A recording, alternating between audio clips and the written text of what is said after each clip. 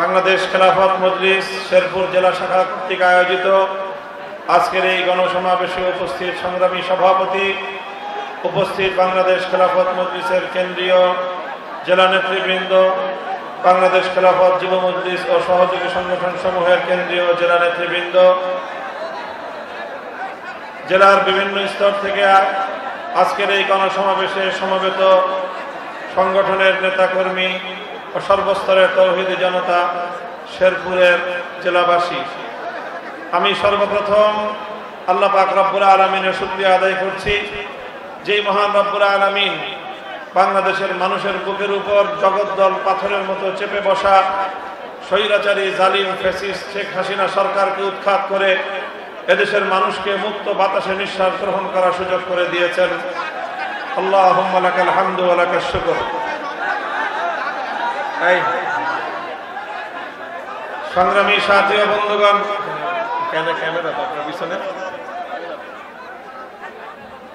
সংগ্রামী সাথী ও বন্ধুগণ, আমরা বিগত 5ই আগস্ট এদেশের মানুষের ভাষায় দ্বিতীয় স্বাধীনতা অর্জন করেছি।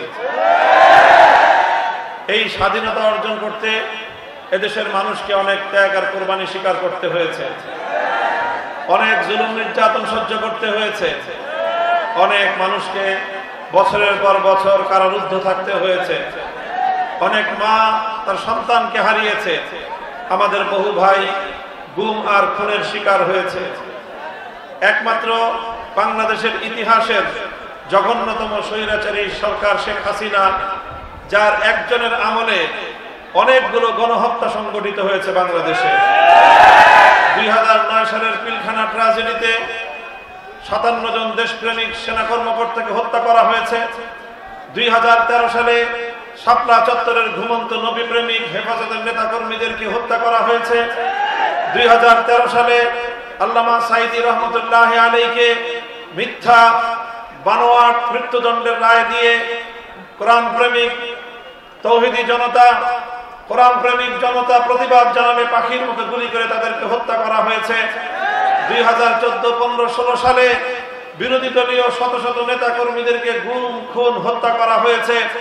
2021 সালে স্বাধীনতার সুবর্ণ জয়ন্তী উদযাপনকালে বাংলাদেশের মাটিতে নরঘাতক মুসলমানদের খুনি নরেন্দ্র মোদীকে এনে বাংলাদেশের মাটি এবং স্বাধীনতার সংগ্রামকে কলঙ্কিত করার ন্যাক্কারজনক সিদ্ধান্তের প্রতিবাদ জানানোর কারণে হেফাজতে ইসলামকে 2021 সালে শেখ হাসিনা সরকার দমন করতে গিয়ে বহু হেফাজতের নেতাকর্মীদেরকে ঠান্ডা মাথায় পাখির মতো গুলি করে হত্যা করেছে। সর্বশেষ 2024 সালে জুলাই এবং আগস্ট মাস জুড়ে বাংলাদেশের ছাত্র জনতার অভূতপূর্ব গণ আন্দোলন, বৈষম্য বিরোধী আন্দোলনকে দমন করতে গিয়ে শেখ হাসিনা তার খুনি ছাত্রলীগ, যুবলীগ, হাতুড়ি লীগ, হেলমেট লীগ সমস্ত সন্ত্রাসীদেরকে দেশের ছাত্র জনতার বিরুদ্ধে লেলিয়ে দিয়ে এবং তার বিভিন্ন আইন শৃঙ্খলা রক্ষাকারী বাহিনীকে দলীয়করণের মাধ্যমে সেখানে লিগারদেরকে নিয়োগ করে হেলিকপ্টার থেকে এমনকি বিভিন্ন ভাবে গুলি করে করে বাংলাদেশের প্রায় 1,500 স্বাধীনতাকামী বাংলাদেশের তরুণ যুবকদেরকে হত্যা করা হয়েছে। বাংলাদেশের এমন কোন জেলা নেই যেই জেলার বিভিন্ন শিক্ষা প্রতিষ্ঠানের ছাত্ররা, স্কুল, কলেজ, ইউনিভার্সিটি এবং মাদ্রাসার ছাত্ররা শাহাদত বরণ করেনি, এমন কোন জেলা বাকি নাই। এরপরে এইভাবে রক্তের গঙ্গা বইয়ে দিয়েছে। আপনারা শুনেছেন তখন শেখ হাসিনা এবং তার দলের লোকজন একটা কথা বলতো এবং এদেশের মানুষ সেই কথাটাকে বিশ্বাস করত। যদি 1 লক্ষ মানুষকে হত্যা করতে হয়, শেখ হাসিনা সেই 1 লক্ষ মানুষকে হত্যা করে হলেও সে তার ক্ষমতার মসনদকে আঁকড়ে রাখবে। এই ছিল তার জিঘাংসা, এই ছিল তার প্রতিশোধ পরায়ণতা। সে এই প্রতিশোধ গ্রহণ করেছে বাংলাদেশের মানুষের কাছ থেকে, প্রতিশোধ গ্রহণ করেছে বাংলাদেশের জনগণের কাছ থেকে। 1975 সালে তার বাবা একদলীয় বাকশাল কায়েম করার খেসারত দিয়েছিল 15ই আগস্ট। 30,000 যুবককে হত্যা করেছিল শেখ মুজিবুর রহমান সাহেব। বাংলাদেশের স্বাধীন বাংলাদেশের সর্বপ্রথম শেখ মুজিবুর রহমান সাহেব ক্রস ফায়ারের নাটক সাজিয়ে সিরাজ শিকদারকে হত্যা করেছিল। এই সমস্ত হত্যাকাণ্ডের খেসারত দিতে হয়েছিল তাকে 15ই আগস্ট। শেখ হাসিনা সেই 15ই আগস্টের পরই ঘোষণা করেছিল যারা তার বাবাকে খুন করেছে তিনি সেই জাতির কাছ থেকে প্রতিশোধ গ্রহণ করবেন। এরপরে 50 বছর শেখ হাসিনা রাজনীতি করেছে। 1975 সালের 15ই আগস্ট থেকে 2024 সালের 5ই আগস্ট পর্যন্ত এই 50 বছরের শেখ হাসিনার রাজনীতি ছিল প্রতিশোধের রাজনীতি। শেখ হাসিনার রাজনীতি ছিল জাতিকে বিভক্ত করে এই জাতিকে শাসনের নামে শোষণ করার রাজনীতি। শেখ হাসিনার রাজনীতি ছিল বাংলাদেশটাকে দুর্নীতির মাধ্যমে, অর্থ পাচারের মাধ্যমে তলাবিহীন ঝুড়িতে পরিণত করে এই বাংলাদেশের সম্ভাবনাকে চিরতরে ধ্বংস করার রাজনীতি। শেখ হাসিনার রাজনীতি ছিল বাংলাদেশ যেন বিশ্ব দরবারে মাথা উঁচু করে সসম্মানে সগৌরবে মাথা তুলে দাঁড়াতে না পারে, বরং অন্য আরেকটি রাজ্যের করতলগত করে একটি অঙ্গরাজ্যে পরিণত করার রাজনীতি। শেখ হাসিনার রাজনীতি ছিল বাংলাদেশের প্রধানমন্ত্রী না হয়ে অন্য আরেকটি দেশের তিলকওয়ালী মুখ্যমন্ত্রী হওয়ার রাজনীতি। শেখ হাসিনার রাজনীতি ছিল লুটপাটের রাজনীতি।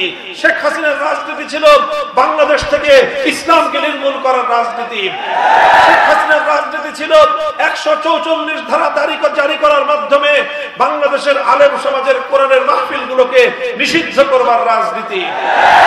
শুধু আমার বিরুদ্ধে আমার মাহফিলগুলোকে বাংলাদেশের প্রত্যেকটি জেলায় জেলায় 144 ধারা জারি করে শেখ হাসিনা কোরআনের আওয়াজকে বন্ধ করার রাজনীতি করেছেন।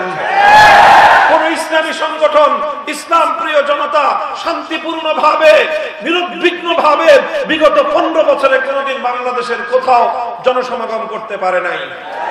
এইভাবে গোটা দেশকে জিম্মি করে দেশের মানুষের অধিকার লুটে নিয়ে, এদেশের মানুষকে জিম্মি করে মানুষের ভোটাধিকারকে কেড়ে নিয়ে, অর্থনৈতিক অধিকার কেড়ে নিয়ে গোটা দেশটাকে তার সেবাদাসে পরিণত করে ভারত মাতা এবং ভারতের নরেন্দ্র মোদীর চরণতলে বিসর্জন দেওয়ার রাজনীতি ছিল।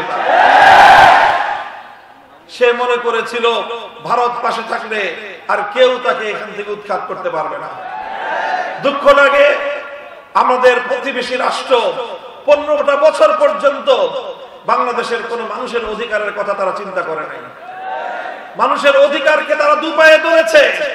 তারা স্পষ্টভাবে বিশ্ব জনমতকে উপেক্ষা করে আন্তর্জাতিক শক্তিকে বাংলাদেশের ব্যাপারে কোনো কথা বলার সুযোগ না দিয়ে একতরফা ভাবে বাংলাদেশের মানুষকে তাদের অধিকার থেকে বঞ্চিত করেছে। তাদের আস্থা ছিল এদেশের মানুষের উপর নয়, শেখ হাসিনার উপর। তারা সম্পর্ক গড়েছে বাংলাদেশের জনগণের সঙ্গে নয়, শেখ হাসিনার সঙ্গে। আর এইভাবে শেখ হাসিনাকে তারা তাদের সেবাদাসী বানিয়েছিল। আর শেখ হাসিনাও সেই তাদের সেবাদাসী হিসেবে বাংলাদেশের স্বার্থের বিরুদ্ধে আরেকটি রাষ্ট্রের স্বার্থ রক্ষা করার জন্য কাজ করেছিল। এরপরে যখন দেশের মানুষ ফুঁসে উঠলো, রক্ত দিল, জীবন দিল, হাজারো হাজারো মানুষের রক্তের বিনিময়ে শেখ হাসিনার পতন ঠিকই ঘটলো। প্রমাণ হলো দেশের মানুষের রক্ত ছড়িয়ে কোন স্বৈরাচারী শাসক ফিরআউন যেরকম ক্ষমতায় থাকতে পারে নাই, হাসিনাও ক্ষমতায় থাকতে পারে নাই।